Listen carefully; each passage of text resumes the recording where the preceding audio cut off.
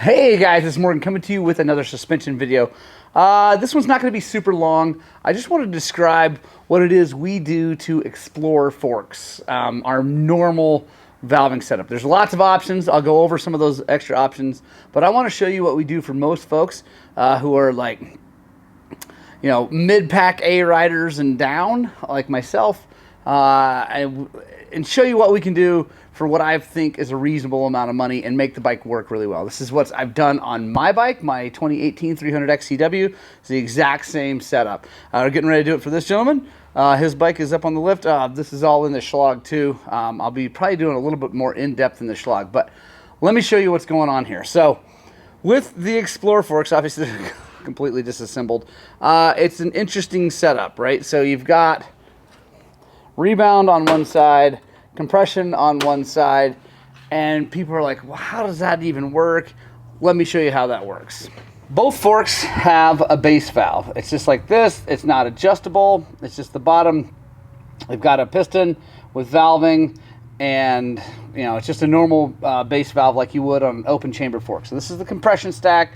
Normally you'd have a clicker here and a clicker here, and you control compression that way. And when the piston that is in here comes down, it forces the oil into here past this valve, and on a normal bike you'd have a bypass to click through and do that. They don't give you that. It's just set. That's all you get, like just this valve. Then on the rebound side you have a normal mid valve, and I'll take this out. So on the rebound side we have a normal mid valve that we're controlling with rebound. We've got our rebound valve here, some mid-speed compression valving here, and so this is like a normal open chamber fork. Works great, everything's happy. Now here's the thing, on this side it's not that. It's definitely a weird setup. Boom. This side is, it's kind of like an anti-bottoming device, high-speed compression setup. It's fixed. Obviously it's got these big holes here that the oil will come through, and then you've got your adjuster up here that controls that. There's no valving per se inside here. It's just kind of a cone setup thing anyway, and you can slow it down or speed it up. It's not a lot of control. It's not really a compression valve like you would, it's not a mid-speed compression valve like you'd normally be dealing with.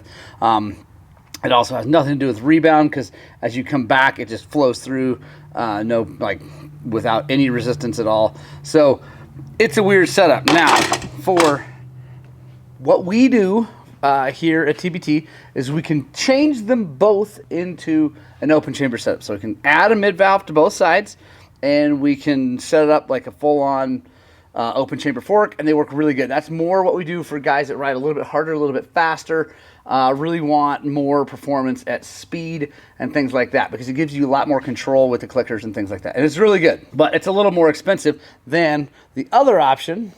Is we add adjustable base valves to both sides, right? So now you got adjustable compression valves. We revalve the mid valve and set it up like specifically for each rider, and then we leave this alone.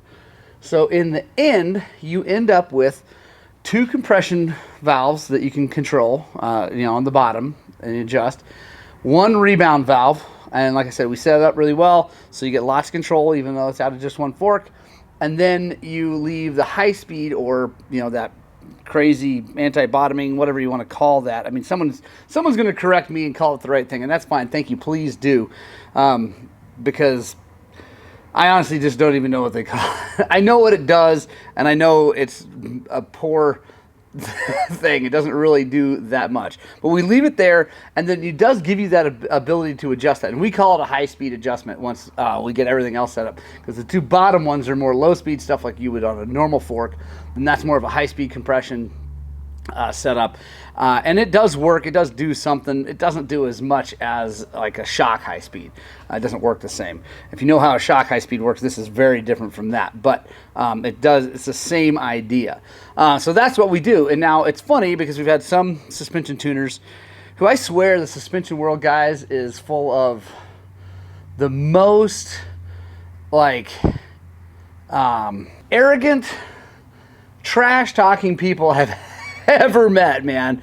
It's absolutely incredible, and I don't really understand it. So, yeah, I don't get it. My goal, honestly, for a suspension not only is to provide the best suspension possible for you and for your friends and whoever, whatever, and make the bike work as absolutely best as possible, but is also to bring an air of humility, an air of learning, and one of like trying to raise all boats with a raising tide, right?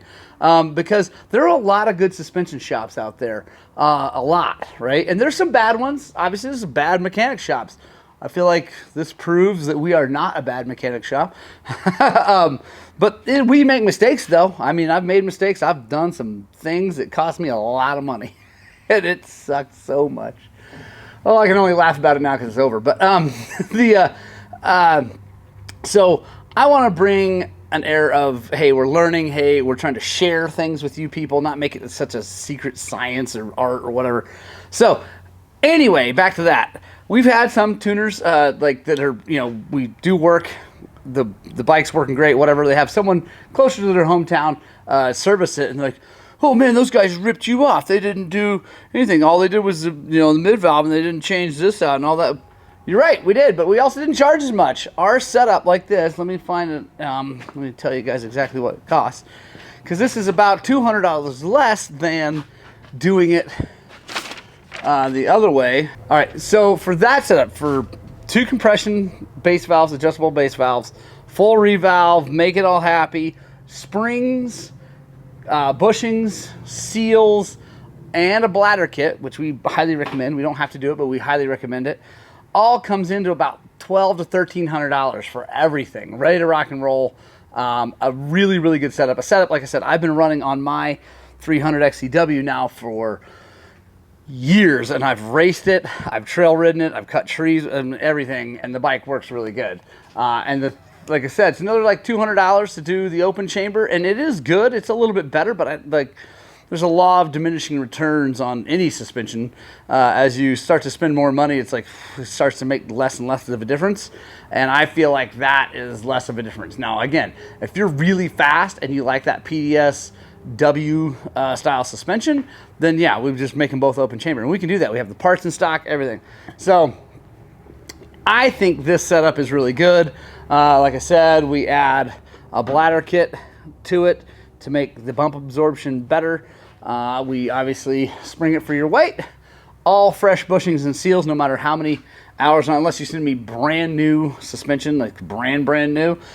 They always get all new bushings and seals. Everything gets disassembled, made perfect. We micro polish everything. Some people charge more for that. Let me tell you what micro polishing is, guys. It's a little bit of Scotch-Brite and on everything. That's what most people do when they say micro polishing. I don't charge you for that. The people I know that do that, honestly, if a suspension shop's doing that work, like that micro polish, they're probably really good at what they do. Whether they should charge for it or not, that's a different situation. But if they're bothering to do that, then they're actually probably pretty damn good at what they do. So, yeah, anyway, we'll put it all back together. This bike is going to handle so much better than it does right now. It's going to have way more control over the compression and the rebound on the front end. The back's going to work way better. Anyway, it's just awesome. So thank you guys so much for joining me for this short little suspension video. I appreciate it. I hope it brings, sheds some light on what it is we do and how it works and why we do it, because that's important to me. I want people to know why I do the things I do the way I do them. So anyway, I love you guys. Get out, spread the gospel of 2 wheels. And as always, I hope that what we're doing here is inspiring you guys to work on, but more importantly, get out and ride your dirt bikes.